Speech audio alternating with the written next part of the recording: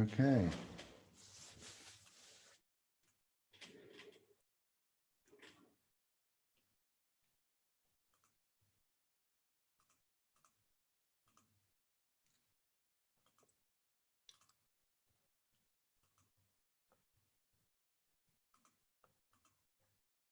Hello, hello.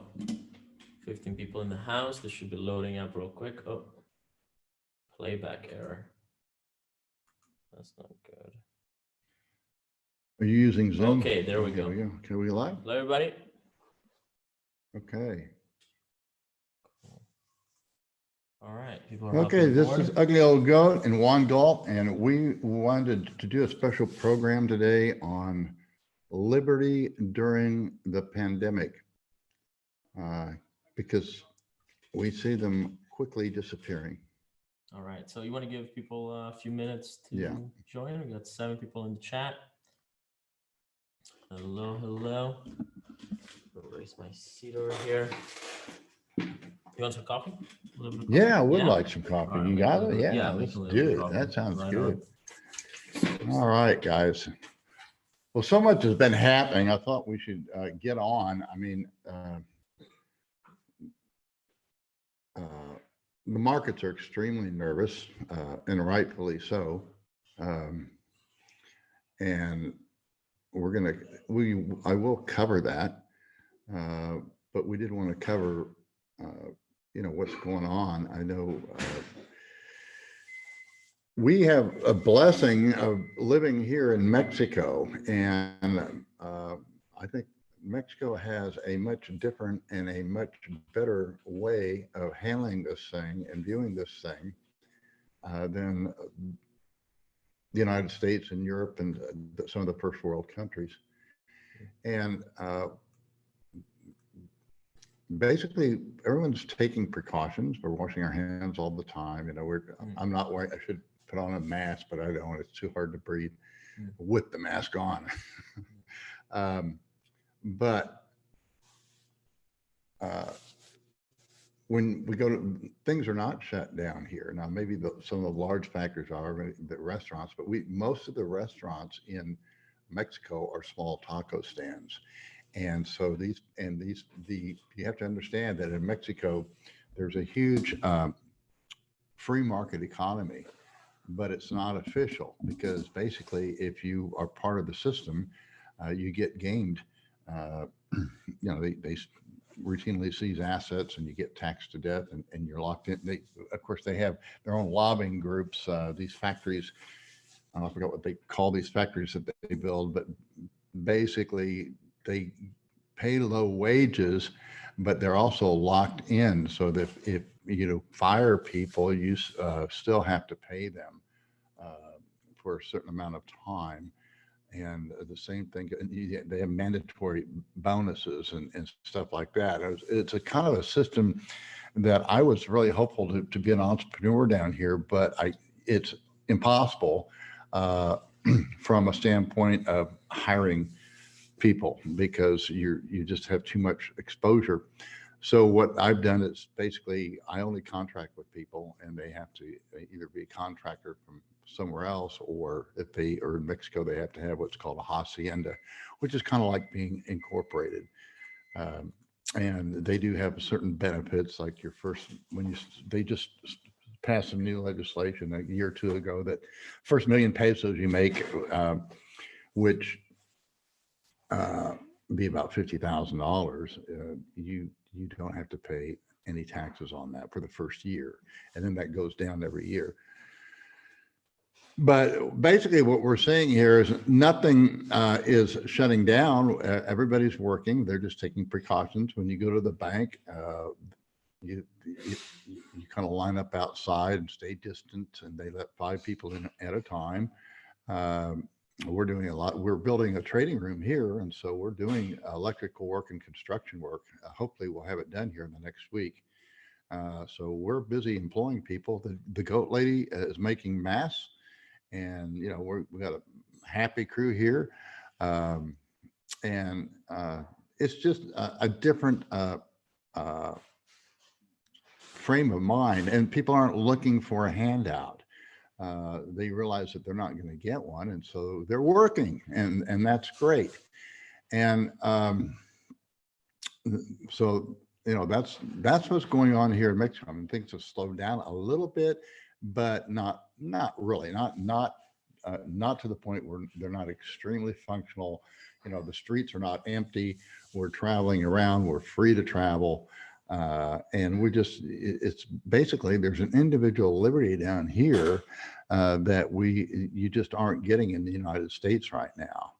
And which I've known that for quite some time. So I've always felt freer down here in Mexico than I ever have in the United States.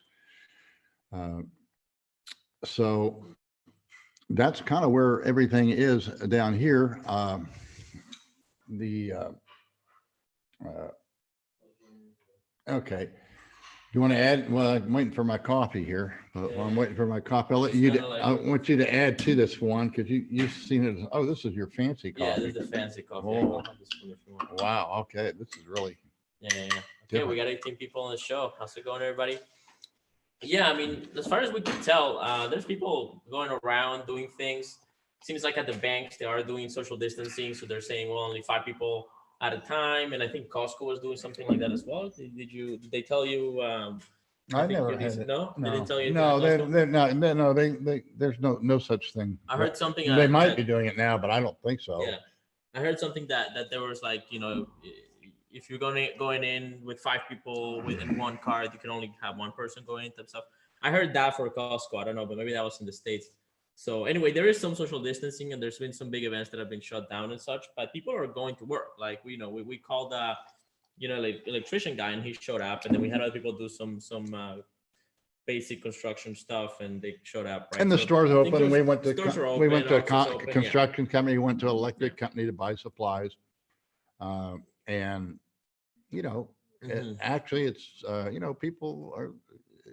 It's very considerate. Everybody's working down here. Everybody's working. People are not anywhere, as far as I can tell. I don't know. I'm not that connected to people in Mexico here or what's going on locally, personally. But I don't really see panic like we're seeing in Twitter and on yeah. And what's really the scary part, of course, is how quickly, and especially these conservatives, are willing to trade liberty in for this fear. And I think it's unwarranted fear. I would like to say this. I tweeted this out. I was born in 1949. When I was a child, we had a pandemic, was called polio, and it was a crippling disease. You could die from it, but even worse than that, you were paralyzed from it. And it was very similar because they actually that's when they came up with the iron lung, they called it, which is like a respirator. It was an old, big old machine. They put you in it and it'd help you breathe, because that's how the people would. They were not only they were paralyzed, and then they couldn't breathe too. And so if they get them through that stage, then they would recover and get better. And my mother was very active locally in a charity. It was called the March of Dimes, which was for polio. And it was, the whole thing was, it was to give aid, and it was all charity, guys. It wasn't say, well, can we give everybody, there was what, 500,000 people a year that were being affected by polio, by death or being paralyzed. And they didn't ask for a basic guaranteed income. We had, at the turn of the century, we had what is the thing in the lung? Well, not, you had the Spanish flu, but before that you had what is that coughing disease that they have? Tuberculosis. Yeah, that was widespread.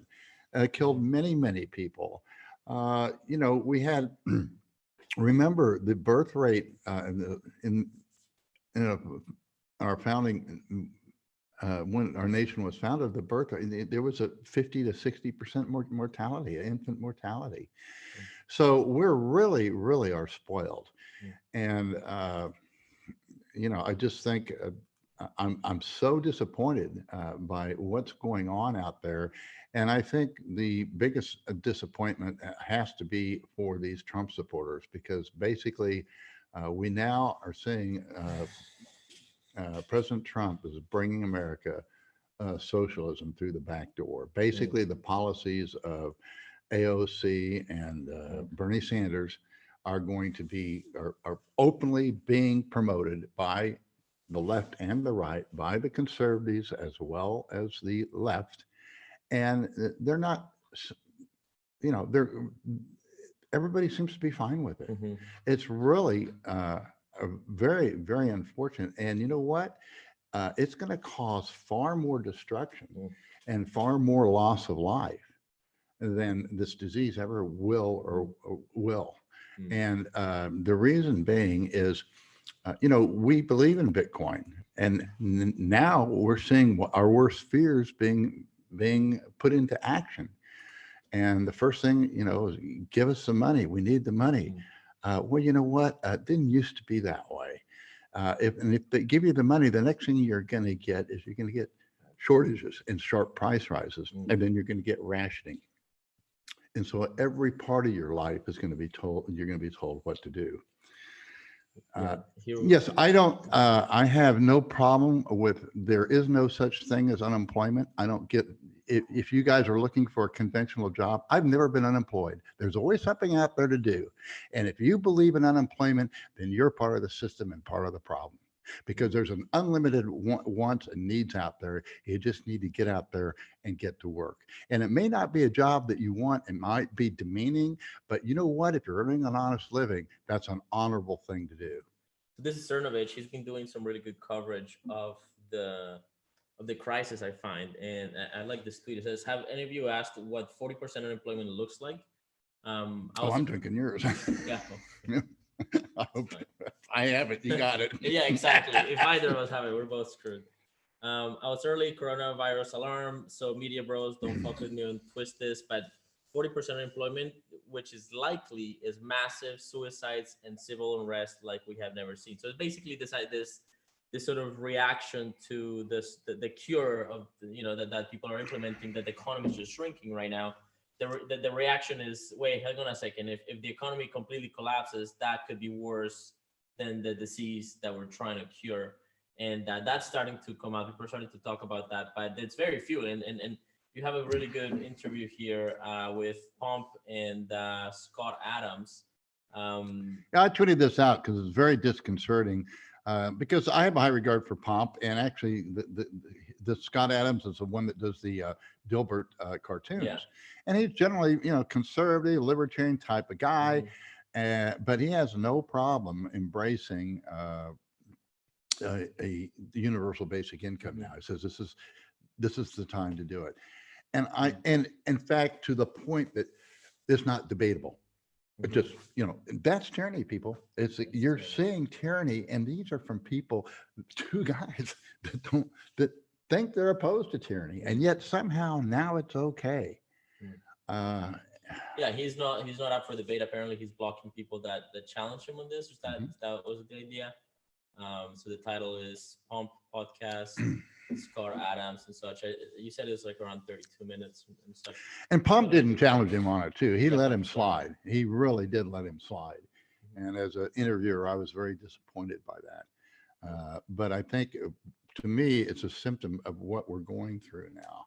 And it's going to be, this is going to be a time where we separate Mhm. the men from the boys. If you didn't get a chance, look at the interview that Juan did with Ty Zen and I.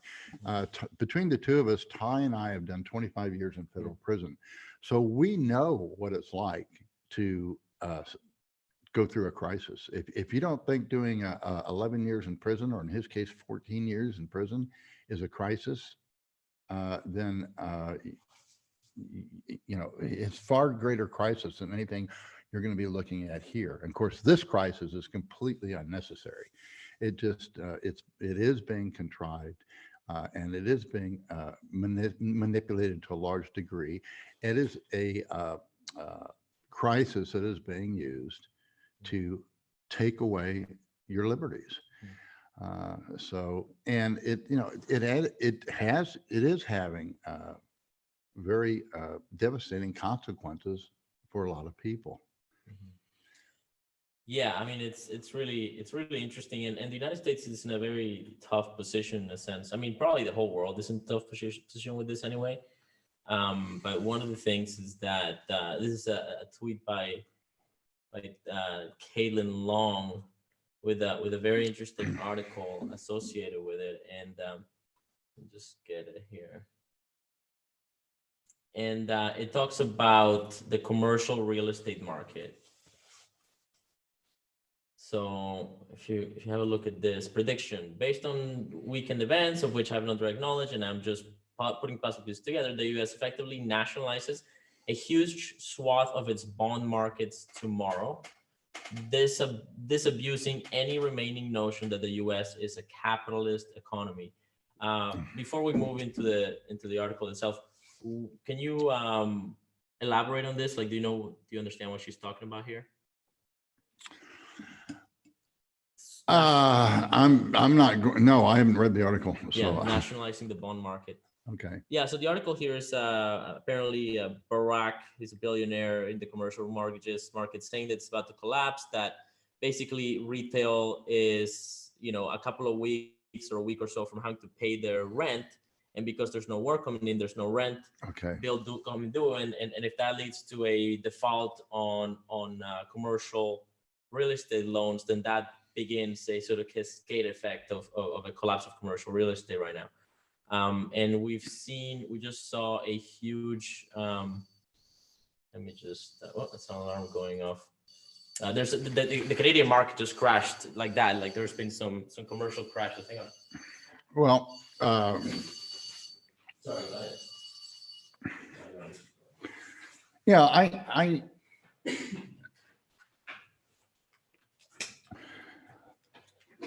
okay. I don't see,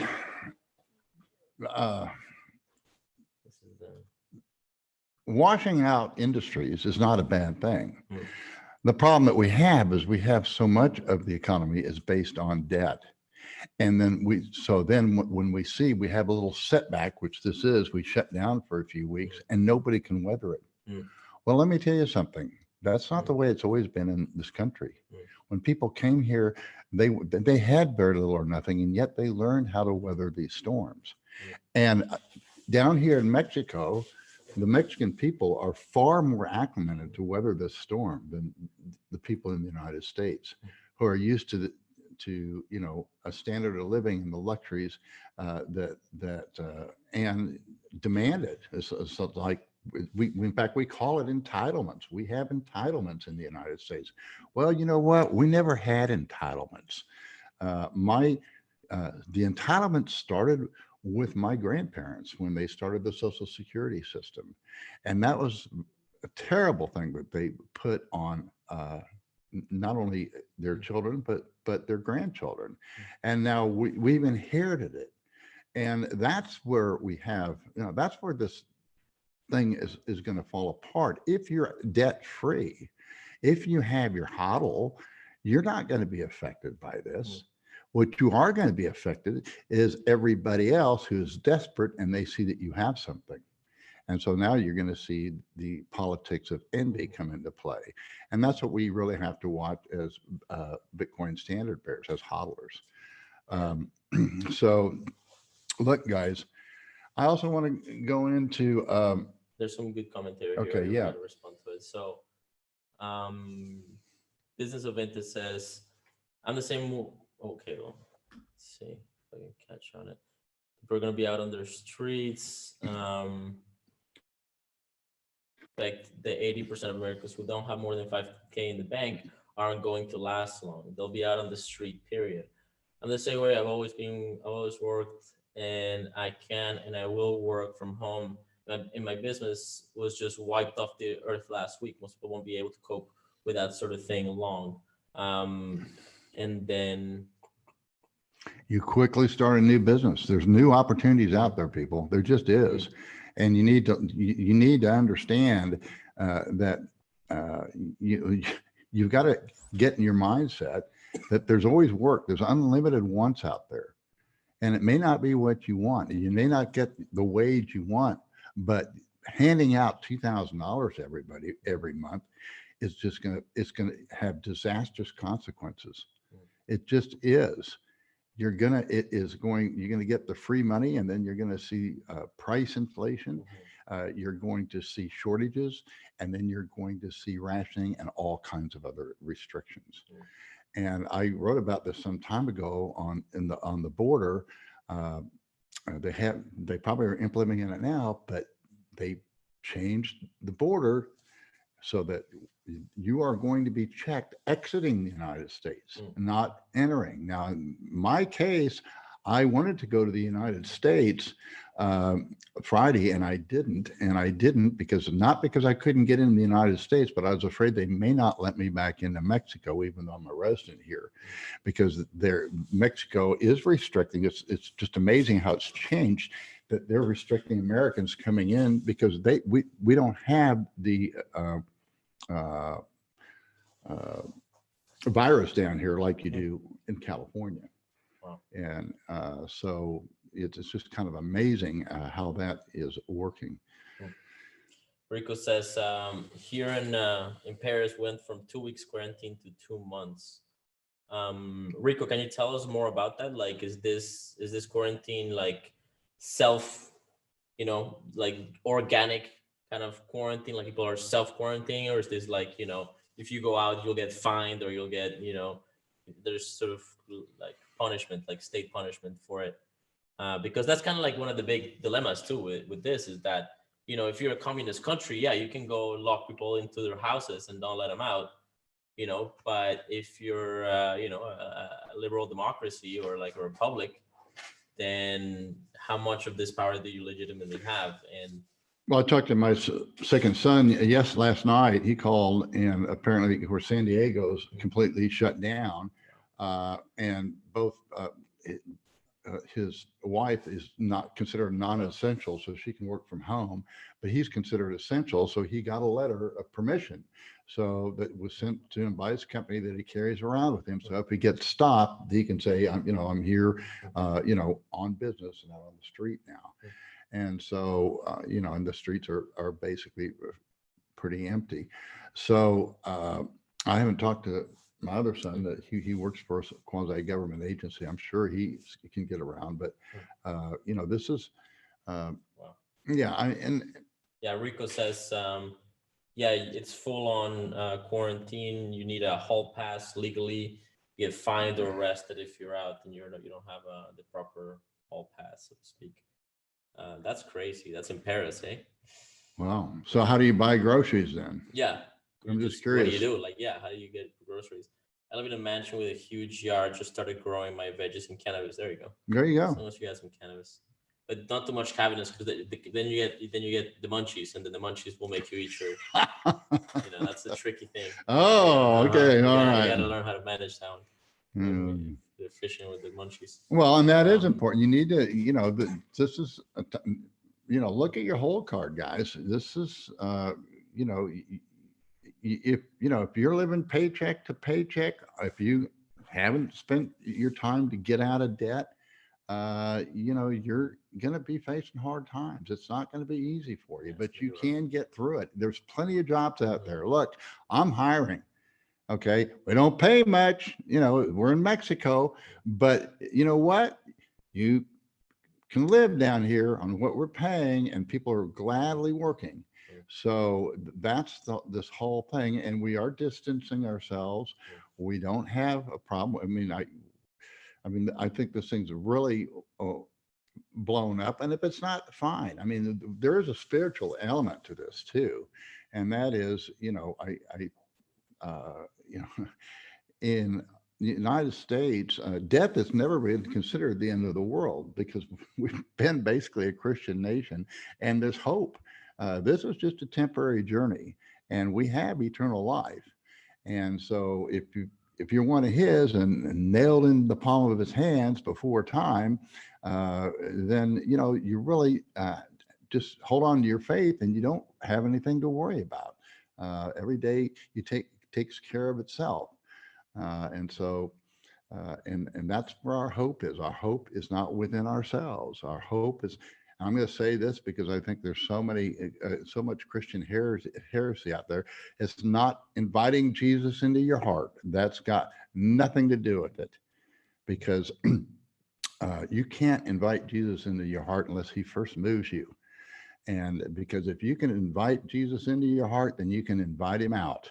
And that means that you're not nailed in the palm of his hand. You're doing it on your own. So you need to study what grace is about. And we have a gracious, Moses had an old serpent and said, look at that serpent. And that was the same thing. That was the representation of Christ. And so we had somebody that's paid it for us. We don't have to be afraid of what's going on. You just don't have to be. And by not having that fear, you're able to make very sound decisions. So, which I want to go into a little bit. We had some very sad news. Uh, there was a hedge fund who I know many of the participants, and that was Adaptive capital. yeah, it was the Adaptive Capital, and apparently they got blown out. The market down at the bottom, just when we were in there buying it. And guys, the reason I want to point this out, these are young guys, smart guys. They have all the best research, a lot better than anything I have, and good guys. I mean, I like them all. Okay, but I've said all along, many large traders become small traders, and here's an exact. There's going to be a lot more of this that comes out. Now, is it the end of the world for these guys? No, not at all, because they're young. They're going to learn more from this than what they're suffering now. But it's hard. It's hard to see blessings in disguise when you're paying the price. So anyway, that's what. And what's going on now. I don't know. I don't pretend to know where the market is going, but with what is going on, I'm very comfortable with my long Bitcoin position, and we are very fortunate to be able to buy that June at 30, under 39, right, and buy the September at 44. And I'm lightening up because we are still in a bear market, but you know what? It goes above 68. Everybody's going to get bullish again, and that's where I want to give a little bit back. And so the 2-week high is way up there at 8,000, but we're in such a situation, it's kind of all meaningless. We could be at 10,000 by the end of the week, or we could have another scare. I think it'd be very unlikely for that. But the thing is,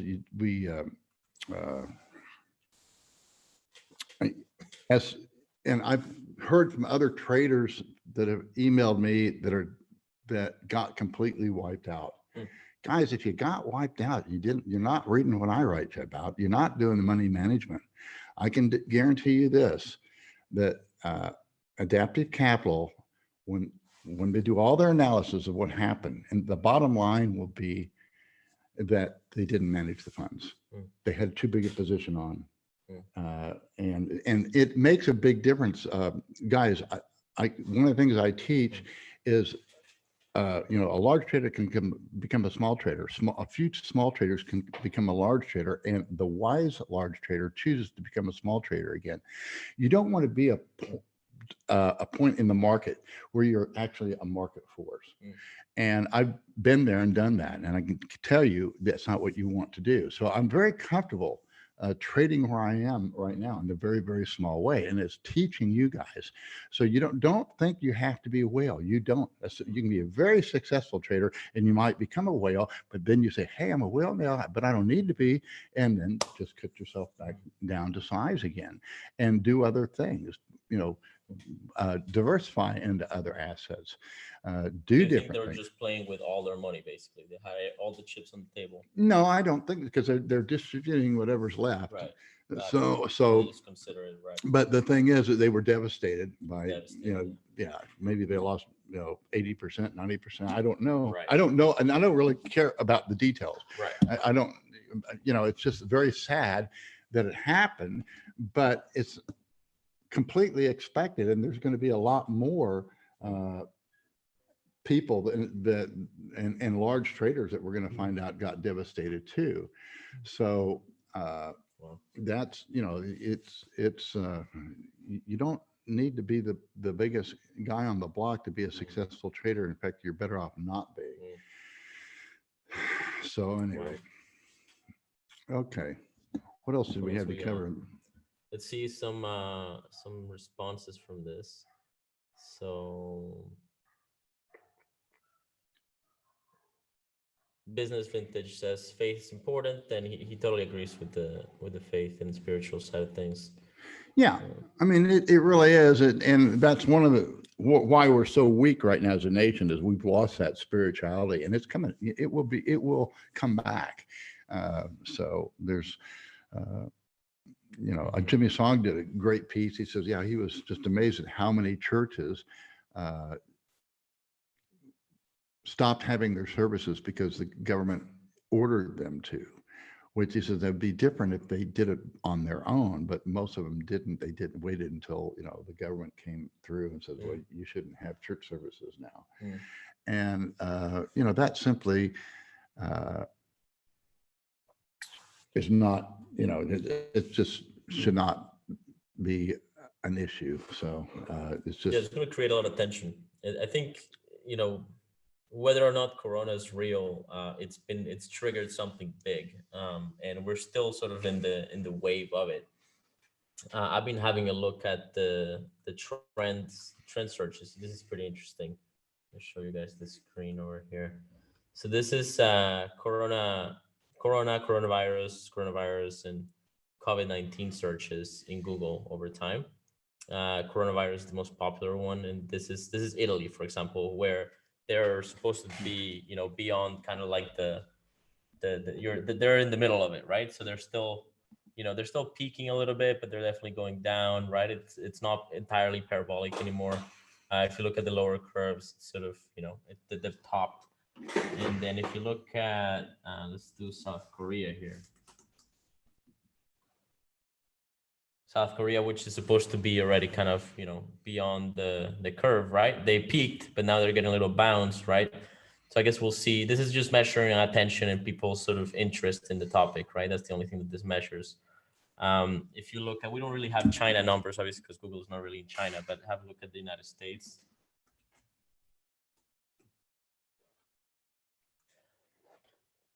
The United States is still pretty much going parabolic. It's the same thing with Mexico.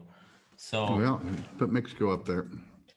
Yeah, Mexico's going parabolic, like straight up parabolic right now. Okay. So it's still early. There's a wave to come. If you look at Japan, Japan's it's kind of slowing down, but like it still had a bounce, right? So there's the topic hasn't been digested by people yet. This is still hitting. The waves are still coming, and so it's going to be really interesting. I mean, this news about Paris is kind of mind blowing. 2-month quarantine enforced by the state, right? That's crazy. Put up the chart. What's Bitcoin doing? I noticed that we came to the end of the day. We had an outside day today, closing higher. So normally that's the time you can sell this thing now for a little while, but particularly if it takes out the previous week's highs, which is above 69. The problem is the 2-week high is way up there at 81, and I don't deny that any of that can happen. What do you want to see, the 4-hour chart? 30 minute. The 30-minute chart. Okay. Let's see if it loads. This is. I don't know. Okay, there we go. All right. So there you go. I'm not sharing this. Let's share it. Okay. So. Yeah, and I'm going to be looking to trim. I think I trimmed a little bit prematurely here. Bought one back because I'm all tied up in. I can't even get money out because I bought it so low. I haven't traded out of it. So I'm just trying to trade out of it so I can free up Bitcoin and take some out of the market. But if you look at that it looks like you can sell this thing between that peak up there. You see that peak up there, which is about 69. Yeah, between 69 and 81 up there. And, but the thing could just keep on going up. And now what? And I Yeah. know a lot of people, I I'll go listened to for it. Tone today, and he's bullish if we go above 68. Mhm. And that's kind of his style. That's not my style. If we break out in here, I would rather be a seller than I would be scared to death to be a new buyer. I'm not going to liquidate everything, but I'm certainly going to lighten up and go from there. So, um, Yeah, so we got the resistance here, right? At 60, like right about 8,000, right? Touching 8,000. I guess this is well, go to the weekly chart and you can see what I'm the talking weekly. about. Yeah, the weekly is probably Okay. So make it bigger, better. Uh-huh. roll it big. Okay, that's You good. see? Yeah, so if that 5 goes above the 4, then you can sell it, and your risk is up there at that 3, which is above, I think it's like 81.80, which is a huge risk. Mm. But we could go all the way back up there like nothing happened, which wouldn't be that untypical. I've had a number of people that have written me. They got completely wiped out. They want to know, well, what can I do? They want to know, well, how do you do this? And I would like to take Bitcoin and make 32 Bitcoin out of a year. Guys, you can do it, but you have to be disciplined. You have to get your mindset right. And like I say, money management is the key. And then after that comes the fundamentals. Look, the reason you can throw the technicals out of the window right now, because the fundamentals is the reaction that the governments are doing in, uh, to quote, fight this virus. And the virus doesn't scare me.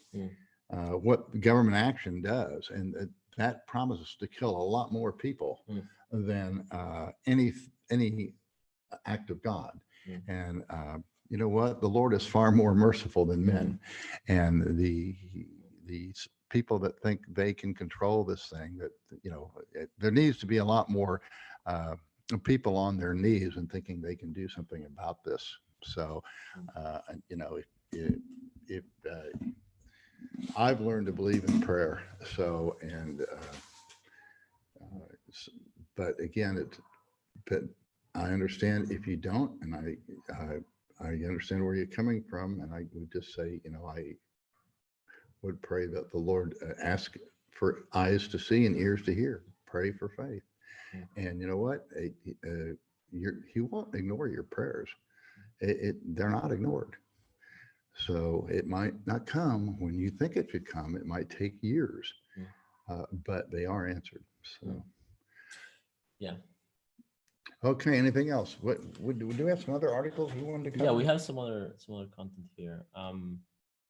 So Silvergate's clients experience outbound wire transfer issues. Yeah, I could cover that because it is local. Silvergate is a Bitcoin friendly bank. I actually tried to open an account with them and kind of said, well, here I thought, well, I'm a ugly goatee. I mean, I'm kind of a little bit known, but yeah, they won't even talk to you unless you've got to maintain, I think, a couple $1 million balance for them. And now they've had difficulty with their wiring funds. And so this is what's going to be happening more and more and more. So, I mean, basically what and these customers of Silvergate are mainly the exchanges. Like I think almost all the major exchanges have an account with them. And why is it that they're getting stuck? Like, why is it that their wire transfers aren't happening? Who knows? Who knows? Yeah, that's what I would say. And that's think- the problem, is it's a centralized system. Right. So it could be anything. Like it says here, approximately 200 million wire transfers were sitting at the Fed waiting for completion. Is that like, is it like it could be anything from capital controls to, they're overwhelmed dealing with the crisis and they don't have, they're short staffed to, like, We don't know. All I know is that, when I would wire, every time I started wiring funds to the exchanges from traditional bank, and I was a longtime customer of US Bank for years and years.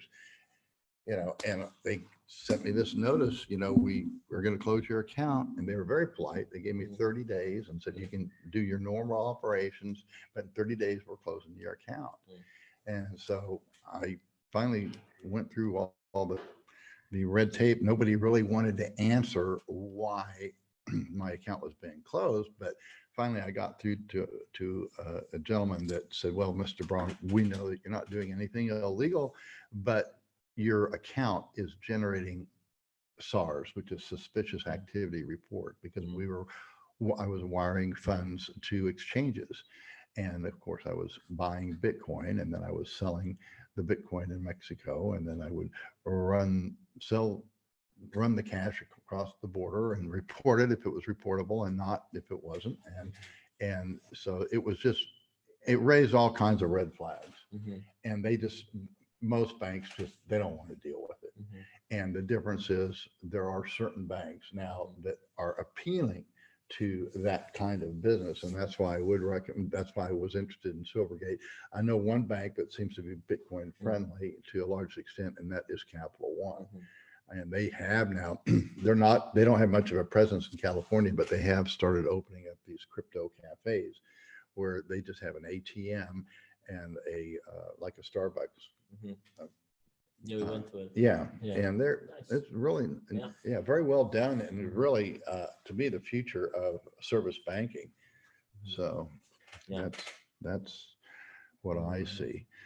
And and as far as this market goes, guys, I don't know who it was. There was some old guy, I should know his name, but he got bearish after we broke. We got a bear flag now. We're going to break on down. Oh yeah, the crypto dog. Was that it? I don't know. At any rate, I'll send you that. That's so funny.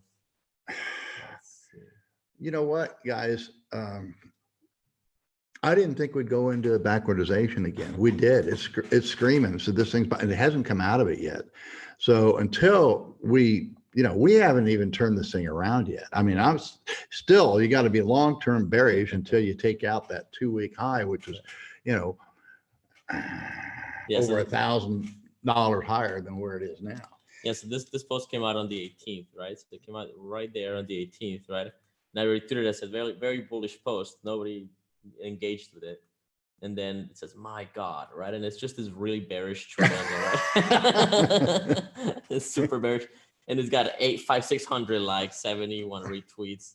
People are freaking out.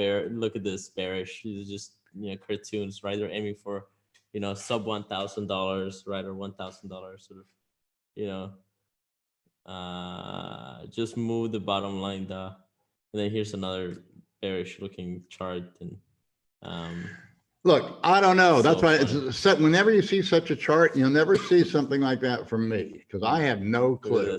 But I will put my track record against anyone. Okay. And you guys all see it and you know it. And I don't know where the market's going. Although right now the panic is in the market. And all the fundamentals that we've been waiting for to get Bitcoin up to 200,000, a million, they're all kicking in now, guys. Every one of them's kicking in. So if there was ever a day, I mean, I hope you had your orders down there and bought a hodl down there. And if you didn't, now I hear, well, I'll wait for it to go back down. Well, I don't think it's going back down. I had somebody said, well, they look and see where I'm long and say, well, do you think it can go down so I can get in? It was there, guys. The problem is when a market goes there, it's scary to buy it. It's scary to act. And you have to learn to that's why I don't give buy points. There's no magic points. You react to what the market is doing. And when BitMEX, when it had that final liquidation and what's the market just the cap, we know that one of the victims was adaptive capital, but there were others. And if you were there and you didn't get blown out, you could buy it down there because we did it. We did it. And it's just it is So that's it. And Bitcoin, I'll tell it again, it is a speculation. It is it's lousy cash and it sucks as a store value. But I've made a fortune on it because of a hodling. There's no reason to think that we aren't going to just continually have these booms and crashes. What I really want to point out to you guys, what day was that low made? I think it was on the day of that low. If you notice, on the 13th. Okay, it was the only market. Bitcoin's the only market that's unregulated. So when we bashed that thing, that was it. That was it. Okay.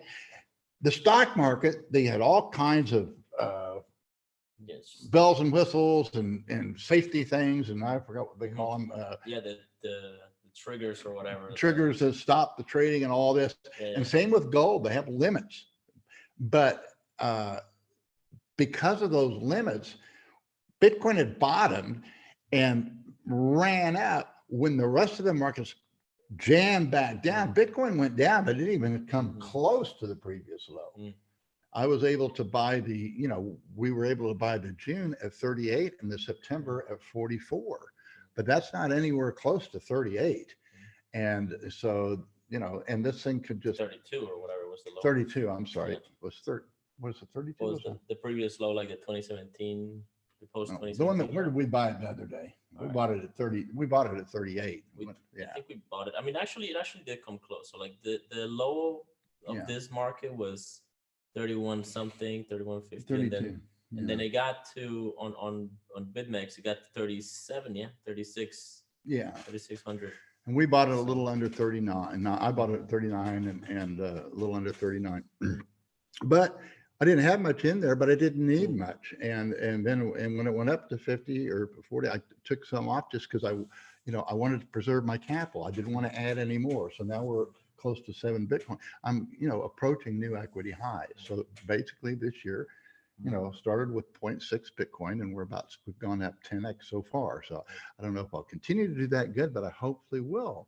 And, I don't know else how to teach except by doing, guys. So that's what I'm trying to do for you so you can see how it's done. And you can do this. You can learn it yourself. And it's not magic. It really isn't. So, okay, anything else we need to cover? Let's see. So you can, some questions here. Does anybody have any questions? Anything we should kind of talk about?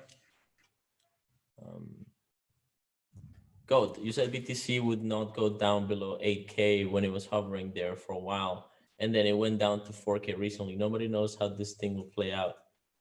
Right, that's Gladiator. Yeah. What's your response to that? Well, I don't think I've ever been that dogmatic that it wouldn't go below 8K. Because obviously it did. In fact, I was buying it. I got blown up at 47, but no. You've been saying, you've been telling me for a couple months that it could touch, it could back down to 3,000. Yeah. I mean, I wrote that last June, guys. You remember when we were topping out and we went into contango, I said, now we can go to 3,000. Last June, I said, now we can go, now we did it. Are we going to go down there again? I don't think so. Because we cleaned everybody out. We went back into that. You know what? There's nobody's going to be hedging on those futures because it's under the spot market. You're just going to see buyers and buyers and buyers. You can buy. Why buy spot if you can buy the June or the September futures under spot? And that's basically what's going to give underlying support to this market. Doesn't mean there can't be panics, because there can be. Bitcoin is Bitcoin, but yeah, I don't think I've ever, I don't recall ever saying, well, I might say, well, I'd be doubtful, but I'm not dogmatic. What I teach is I don't know where the market is going, and therefore I trade accordingly. Yeah. Well, let's talk about, I mean, it was an amazing example of what you mean by money management, right? So you were, you weren't, I mean, you got liquidated. I got liquid. I got liquid. I added to my position when I shouldn't have. That was a mistake. Right. But overall, I didn't. I didn't have enough in my account that I Right. could lose the whole account. It doesn't affect It my was just a lifestyle in small one portion. bit, Yeah. you know. Yeah. And I did get wrecked. Okay, I got wrecked, and I wasn't real happy. I did it as Yeah. best I mean, I was laughing about it, but I was Yeah. also how you Yeah. describe my Yeah. emotion. You were kind of like, you were upset. You were like, fuck, a couple of times you said like, fuck, right? But then we went to like buy we went to, I went to buy something, right? And on the way back, you got off the car. I immediately put right. Bitcoin in the As account. soon as you got As soon as I got wrecked, you sent another piece, but like a little bit. For context, like this is a little bit of money, right? Yeah. You're sending a little bit of I this said 0.6 base, Bitcoin. right? That's it. Yeah. So you got taken out like twice, right? No, like, just once. You guys liquidated once, right? Okay. And In fact, I wrote it all the way down and never lost. I was just keeping my equity, and then finally I said, "Oh, this is it." I always tend to jump in too early, so I did. But I also okay. You were trading it on the way down. Yeah, I was trading. He was trading the bounces, right? And then lower. I guess you were lowering your liquidation, right? And then I got hit. And then it dropped, right? That was, I think, the 6K sort of to at 40. It took me out at 47, and I said, "Well, so I just you got to walk away from it." I did, but then we had to go. We were all sick. We probably we already probably immune because we probably we probably already had it. Well, you were good. So we were all at the doctor, Yeah. and come back, and here it was. I said, "What's going on here?" Because the market was like $1,000 below spot. He just walks out of the car. He's like, "I'll be right back," and then he doesn't return for like 3, 4, 5 minutes. I'm like, "What's going on?" Oh, he must be trading. So I go inside, and he's just like, just screaming, yelling from his room, right? He's like, I can't log in. So I try to log in, and then that's when we sort of he got bought. You got bought. I can't. He got in.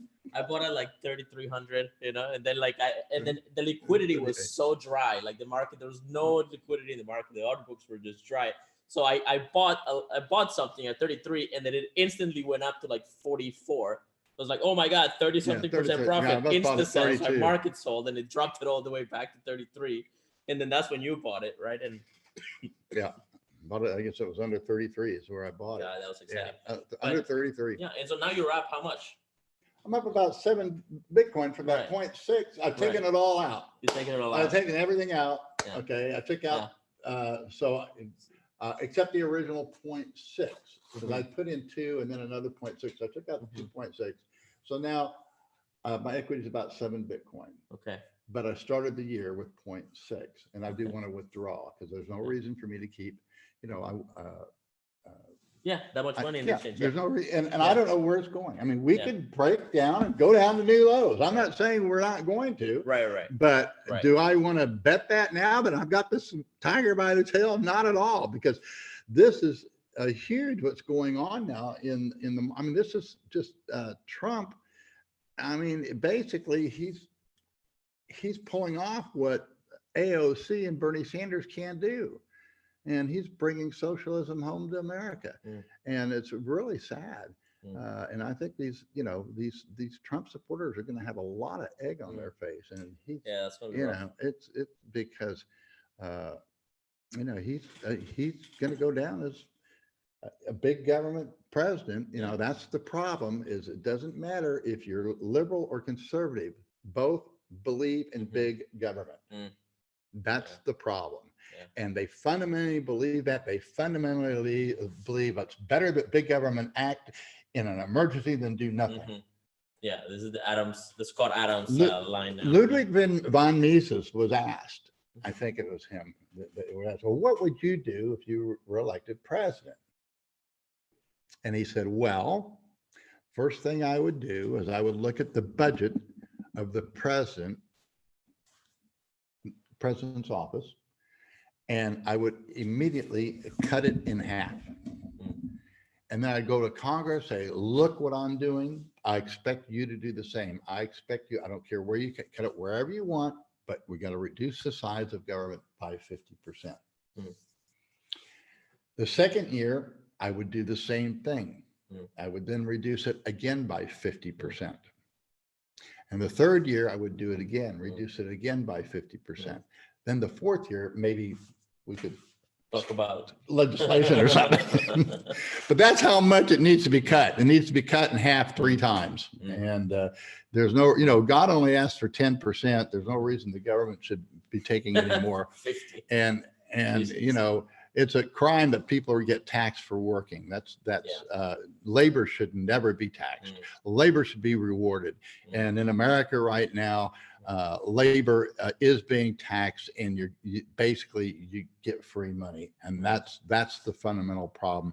That's going to be the real destructive labor is taxed and you get free money. Huh? Yeah. So you're punished for working and you're rewarded for not working, right? That's just the worst. You're rewarded for eating, and you're punished if you go out and grow the food. Right. It's backwards, guys. It's all backwards. I really like the way that Max Kaiser puts it. Maybe we can end on this. He says that the modern world, modern Western world, he's talking about London, UK, and American, like New York and such, but just generally like the financial powers of the world. Money printing is their god, right? Like they've forsaken family, they've forsaken religion. They have the sort of liberal elite. The money creation is their god, and this god needs to die. And the only way that it dies is when they use all the power in their influence, print all the money they can to try to solve the problem, and that fails. Then it will die, and then gold and Bitcoin and hard money will probably hopefully emerge, assuming we survive the transition. That's a tricky part. So, we got to be. Yeah, Bitcoin does provide us hope. It does provide us a way to make a relatively soft landing. And so as a hodler, you do need to understand that if we are our own bankers, then we need to be bankers in the future and responsible ones. And again, I am not I believe in sound banking. I believe that commercial banking, if it's done properly, it represents new goods coming into the marketplace. I believe in creation of non-inflationary money, but it represents not just Bitcoin or gold or whatever it is, but it represents all the production coming into the government. You just don't print it and say, well, let's give everybody this. Somebody's bringing something to market. You can it's not, you're not even creating an ex nihilo, because it's being created with that underlying asset. And so it's not money creation even in that sense. It's not even out of nothing, because you only create this that. And that's how you regulate the money supply. That's how the money supply of Bitcoin can grow with the economy, because you can actually create credits, but you can trade it in for the things being offered or in the Bitcoin. And that's the way we built the gold standard at the turn of the century. We were talking about this before the Corona panic hit, and we ended up not really going more in depth, but I think I really would like to go back to that topic. So there's that article, The Lost Art of Commercial Banking. If you guys are interested, check that out. And we can probably get back into that topic soon. Yeah. So I think that's really interesting, like private banking, and that's where the competition is going to come. And actually, it'll be merchants that will come up with it. It's actually called merchant banking. I remember when I was a kid, there was actually a bank called Merchants Bank.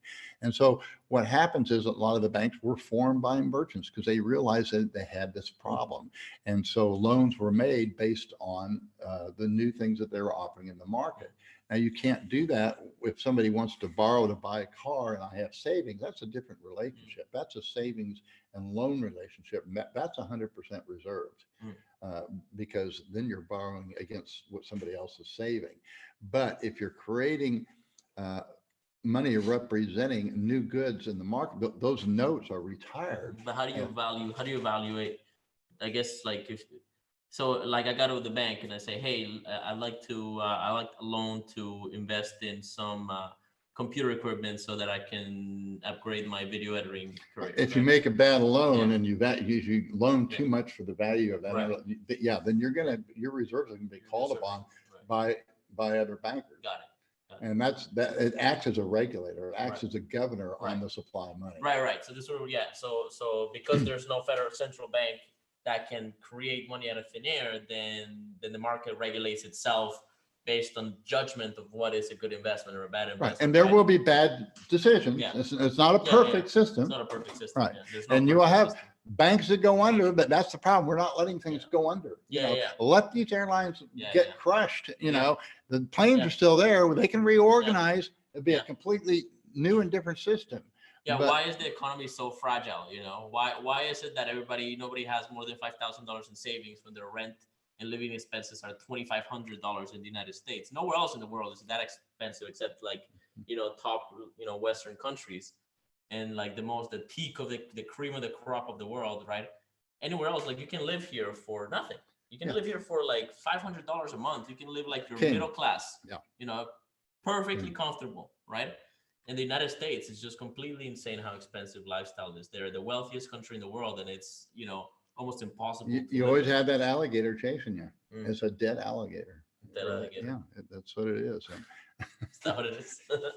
Going like this, trying to bite you, and you're always staying ahead of those jaws. So and so there is such a thing. Get out of it. You gotta let them crash those. Yeah. So if you're debt free now, you're not you can survive this thing. If you have a mortgage payment and you're out of a job, you got a problem, but you need to get to work. You need to get out there and, you still got neighbors who need the windows washed. But I think property, land ownership is going to become probably a very important thing after this, right? People are going to realize, oh, wait, I got to pay rent and there's no work. Oh, no, right? Whereas if you own land, it's tough to own land. Did you see that article I did on Airbnb? I tweeted that out. No. There's a tweet.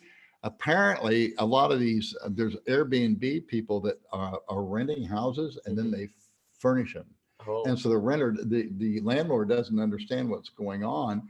And then I guess Airbnb has completely collapsed. Everybody's canceled their. What do you mean? Everybody, it's like hotels. Nobody's traveling. So they think that they have all these Airbnb houses rented out in the next few months, but they don't. And they all cancel. And they're all canceled. Oh wow! So now they have their rent is due. Oh wow! Yeah. Airbnb. Or if they have a mortgage, the mortgage payment is due. And here's your solution. There's a picture of the goat lady. There she is making masks. Oh, they can't see it. So guys, I was just kind of checking out his Twitter feed. It's that old lady making masks. The gold lady. All right. Making face masks. Anyway, I don't know where the Airbnb article. Let's see. Pull up. It was recent. It was recent. Yeah. Let's see. Airbnb. Let's see. Keep going. There it is. I think the sudden change. Yeah, there it is. The sudden collapse of Airbnb has been legitimately the funniest fucking thing I've watched right now in the past month. The image says, CSB, a relative of mine has 20-something Airbnbs. He's in his 30s. I've wondered, how the fuck did you manage to buy 20 plus properties in a high COL city in the space of a few years? Didn't ask, as talking about money like that can go weird real fast. Found out this week, turns out he wasn't buying them. He was in one of these folks who rents an unfurnished house, furnishes it, and then secretly subtle let it sit on Airbnb. Every single upcoming booking has canceled, and in a few days he owes over $50,000 in rent. Flatly is not going to be paid, and 20 plus landlords are about to find out they've been supplying houses on Airbnb these last few years. Wow. All right. Yeah, that's how you do it. Yeah, that's an industry. I have a friend that's really into that. So yeah, so it is going to affect different things. So yeah, Tone Bay is not going to be traveling anymore. He's at home, and so he was a big supporter. He was a big supporter of Airbnb. Yeah. So okay. Rico has a really good question. Where do you see the dollar being valued up against other fiat currencies in 30 days? The next 30 days, especially Russian ruble or the yuan. The yuan. I have no clue. It makes no sense. Nothing is going to make sense here in the future. You're talking about, it's kind of like putting, how do you value various altcoins against each other? Right. It's going to be that silly. I mean, the dollar is still going to be worth something because you're going to pay taxes with it. But, we haven't seen anything yet because they pumped this thing. the next thing, it's going to just create all kinds of other problems. And, that's going to be the real scary part. They pump it. The next thing you see, without new production, you're going to see inflation, price inflation kick in, not inflation. There already has inflation is creating money out of nothing, but the reaction is prices going up in terms of those dollars. Yeah. And there's going to, because of that, there's short, and there won't be shortages unless they put on price controls or something like that. In the 70s, Nixon put on the price controls, and that created that's when we had gas lines, 3 miles long. So, it's just, the problem is what they're doing, everything that they're doing is just, they're like crazy people. Well, we have to do something, so let's do this. Yeah. And rather than, the best thing they can do right now is sit on their hands. And that's what I'm doing. I mean, I'm glad I'm long some Bitcoin. I'm glad I got my hodl, and I'm just sitting on it. I might trade a little bit. I'm not, I've got no interest in, again, this thing could, if people wake up to what's going on, Bitcoin should be at $20,000 within a few weeks. That's my view. That's how crazy this thing is. I mean, this is a complete change in what do they call that? A model, a paradigm, I think is the word that I like to use now. It's a complete paradigm shift. That's the sexy term that we use. Yeah, I think so. And you know what? Adjust. I mean, I did. My last big paradigm shift was spending 11 years in prison. So I got, that was a paradigm shift, and that's what this is going to be. And so I feel like my experience has really trained me. I'm really so glad that I've been blessed to be here to help people through this and guide you through it, because there's no reason. It's hard not to get terrified, but don't. It's just not that. It's the Lord's still in the heaven, and He's still in control. Yeah. And we think that we are. You just that's the pretense of knowledge. Yeah, we all have. We have an incredible just legacy, right? Like we're built, like our ancestors have survived way more difficult things than this, and we're capable of surviving incredible things. And without any bailouts. Just ask yourself what the solution is, and try to think outside the box, be creative. What did we? Why didn't we have basic universal income with polio? That was the epidemic I had when I was a kid. Or back at the turn of the century. Why not tuberculosis? Well, the cure to give everybody an income, to deal with the tuberculosis epidemic. Well, that's just. I mean, can you imagine? How silly this is going to look to the next generation. But what's going on today? It's just, it's going to just like, what a bunch of fools! What a bunch of fools! Yeah, they've been hitting the drums of UBI for a long time and trying to get it in on this. Somebody's asking about this poster we got right here. This pinball poster. You want to tell them? There you go. Yeah, that was the pinball tournament, and that was a poster that was given away if you signed up for the tournament, and that is signed by none other than Tone Bays, and the winner of the pinball tournament, Tommy. I can't read Tommy something. Yeah, the third. So that is what that is about.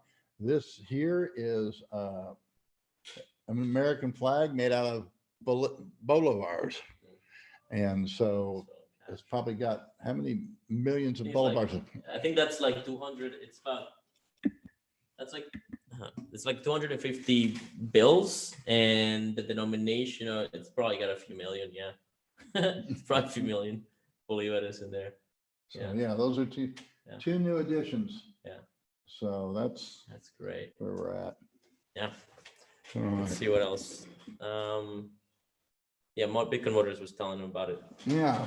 What's Tommy's last name? Bitcoin Motors. Yeah. Do you know his last name? Something the third.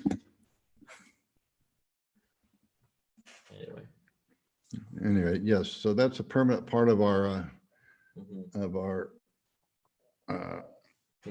Rico says, I don't know if you respond to stuff, but Rico says BitMEX is the dumbest thing. Okay, before that, it says, I tried learning how to trade BTC on BitMEX. I got blown out of the water following KES. I don't know who KES is. Who's KES, Marvin? Oh, Castusis. Ah, yeah, my bad, sorry guys. to hear that, man. Yeah. Yeah. And then Rico says, BitMEX is the dumbest thing ever. You're pumping criminals' bags. Do your research. Hashtag BitWrecked. That's Rico. So Rico thinks BitMEX is some sort of scam. I don't know. I've been around a long time, and I know the markets, and I guarantee you, BitMEX is the best thing that's ever come along. So you're not going to change my mind. I take my hat every time I hear of Arthur Hayes. I take my hat off to him because he's really done some innovative stuff. And yes, if you get wrecked, you can play, oh, he's a crook and all that. He's not a crook. And it's to best I've been able to determine, it's a very, very honest exchange, and he seems to be a man of integrity. Show me I'm wrong. Show me I'm wrong. I mean, if you've been, wrecked, it's because you don't know what you're doing. Don't get in there. You remember, goats eat wrecks, and you're trading against professionals like me. And that's why I say you need to get your HODL and dollar cost average. That's what I teach. And then after that, once you have your HODL, you can take a small part of that and learn how to trade.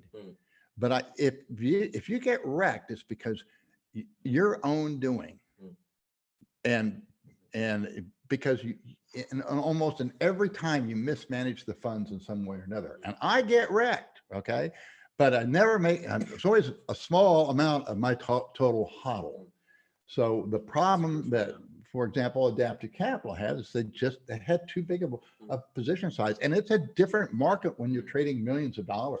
It's not the same as jumping in what maybe I have, I might have the most several $100,000 on. Sometimes I've had millions on, but not since I started publishing my trades. And so I'm just in there, I'm a little ant. I'm not pushing the market. I'm reacting to it. And if you got a big position and you're stuck, it's going to get expensive to unwind that thing. And if you bow your neck, I mean, I don't know everything that happened, but I'm sure there'll be an analysis somewhere they lost it, because I'm sure they had signals that they ignored or something like that. And that's it. Just these are young kids that are learning a huge lesson, and they're going to be better off for it. It's unfortunate, that investors that were with them lost a lot of funds. Somebody, at the financial summit said, yeah, I just dropped $1 million with them. Well, that's nothing to sneeze at, guys. But it also, he can afford the $1 million. And, they were successful for a period of time. So, all right. We're live on the show. Looks like I have a discipline problem with my daughter, huh? Yeah. Okay. Hey. We can end it here. All right. All right. Well, I don't know what's going on, but it's family time, and all right. Stay safe out there. All right. So long, guys. Bye-bye.